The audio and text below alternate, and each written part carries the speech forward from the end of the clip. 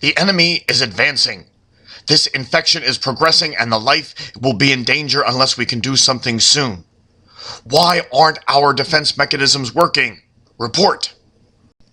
Well, so far we have only used our innate immune system to combat this microbe, our anatomical barriers and our antimicrobial chemicals, plus the white blood cells with their abilities for phagocytosis, inflammation, and fever.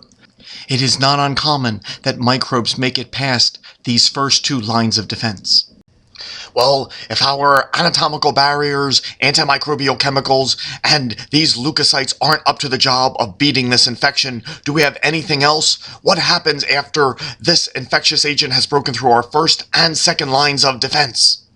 Right, we also have one more type of immunity. We have our acquired or adaptive immunity that changes over time, so we can get better at fighting those microbes which we are likely to encounter throughout our lives. It involves the lymphocytes, the B and the T lymphocytes. These are the cells which are involved in adaptive immunity. B lymphocyte and T lymphocyte, where were you trained? As white blood cells, obviously both of us originated in the bone marrow. But I, the B lymphocyte, I stayed in the bone marrow to finish my training, while the T lymphocyte migrated to the thymus and completed its training there. So lymphocytes differ in where they complete their development, in either the bone marrow for the B cells or the thymus for the T cells. I want an all-out attack on these microbes, but I don't want collateral damage. No innocent civilian cells are to be killed. So before letting you out there, I need to know that you can tell the difference between the microbes and the normal body cells. Can you do that? We lymphocytes, we try to only go after those microbes that we should, because we recognize specific antigens.